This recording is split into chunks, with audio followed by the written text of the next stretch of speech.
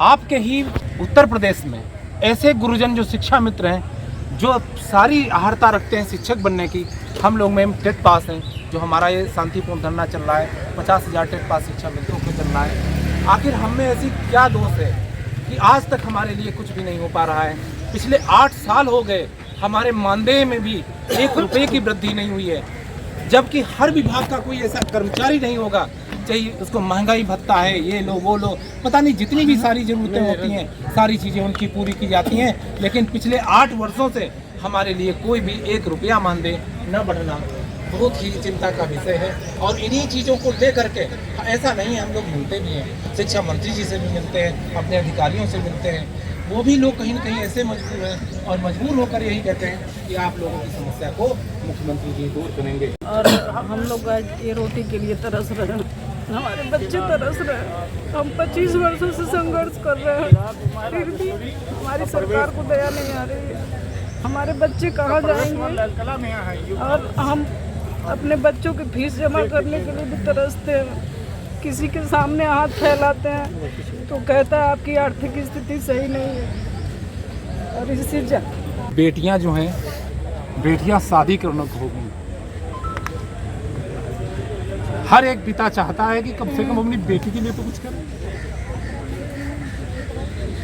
58 साल 59 साल की उम्र में लोग रिटायर हो रहे हैं। 2 शब्द कोई कहने वाला नहीं है कि कम से कम जब भी कोई शिक्षक या कोई रिटायर होता है तो उसको कम से कम कुछ तो पारिश्रमिक मिलता है, लेकिन कोई कुछ बोलने वाला नहीं।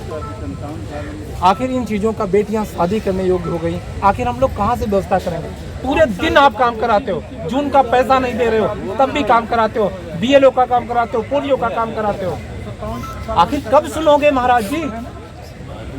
जब आपके सेवक ही, सोच लो, आज हम तपस्या पे उतर आए, भगवान भी तपस्या से मिल जाते हैं। आज हम 7 दिन से इस गर्मी में, भीषण गर्मी में तप रहे हैं, तो इन चीज़ों का निवारण होना चाहिए। अब बच्चे बड़े हो गए, कम से कम उनको तो मुंह दिखाने लायक हो, कम से कम अगर हमारी मृत्यु भी हो जाए और अगर फोटो लगा हो तो कम से कम बच्चे ये ना कह सकें कि इससे मेरे साथ कुछ नहीं किया। और मैंने 53 वर्ष की उम्र में मैंने सीटेट क्वालिफाई किया है। मैंने कितनी मेहनत की है, ये जानो कि इस उम्र में ये पढ़ने की उम्र है, ये पढ़ने की उम्र नहीं है।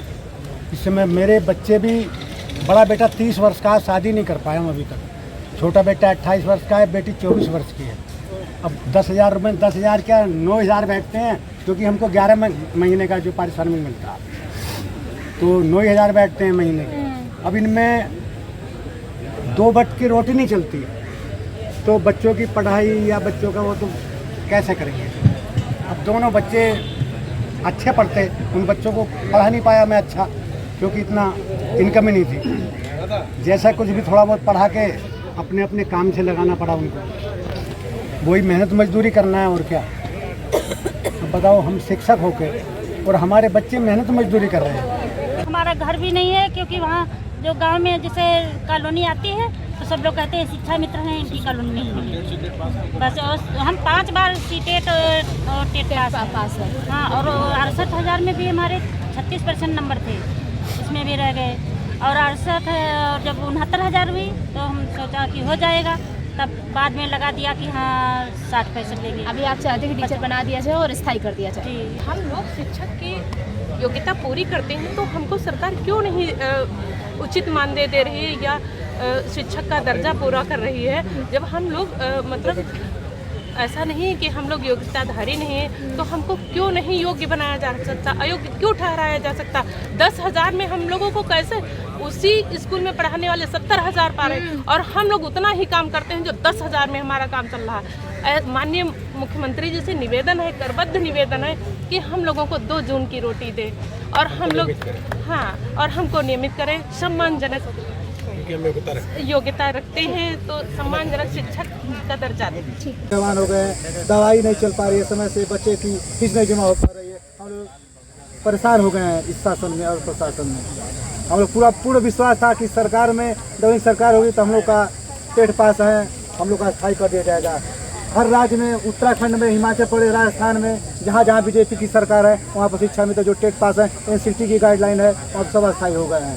आप यहाँ अपनी मांगों को लेकर कब से बैठे? 1 हफ्ता हो गया, कोई सुनवाई हुई? कोई सुनवाई नहीं हुई है सर, कोई सुनवाई नहीं हुई है। हम लोग मांग है गवर्नमेंट इंस्टीट्यूट की गाइडलाइन हम लोग पूरा मान्य रखते हैं। हम लोग टेट और सीटेट पास हैं, जो गाइडलाइन है इंस्टीट्यूट का मैं पूर्ण करता हूँ, हमको उससे अस्थायी किया जाए। क्या कहना चाहते हैं हमारे माध्यम से सरकार?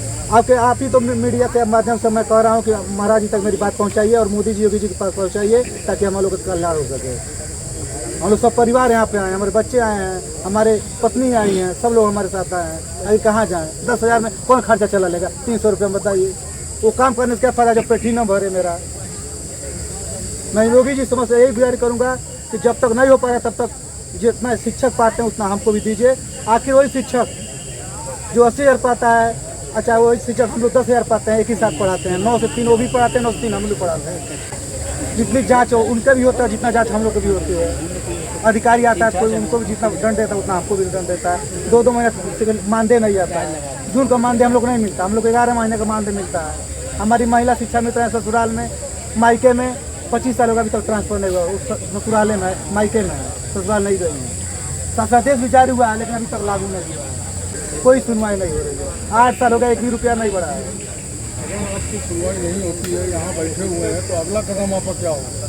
बस शांतिपूर्ण धरना चलेगा, जब तक हमारी मांग नहीं पूरी तब तक हम लोग, हमारी भाई बहन कोई नहीं उठेगा यहाँ से इको गार्डन से।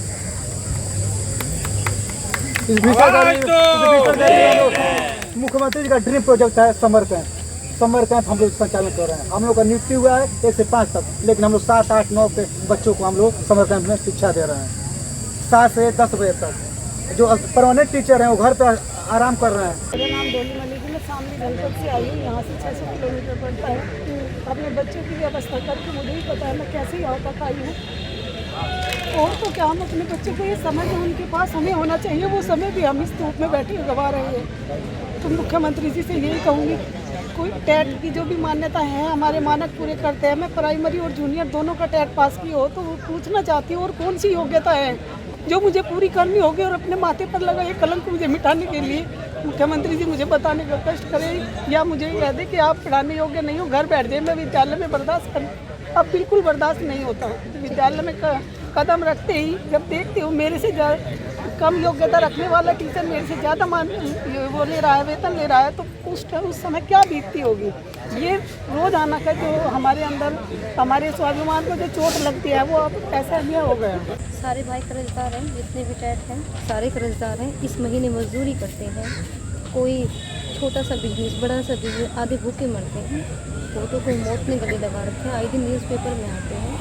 अरे पूरे मानक करने के बाद हम आपके पास आए, समाज ने रद्द कर दिया था आपने, मानक पूरे करो, पूरे करने के बाद आपके पास आए। तो माननीय मंत्री जी आप हमारी आवाज़ सुनो तो इस 9 तपे की धूप में हम बैठे अपने बच्चों को छोड़ के, महिलाएं पुरुष अपने बच्चों को पूरे माँ बाप को लेकर हम बैठे हैं, हमारी प्रदर्शन सफल करो माननीय मंत्री जी।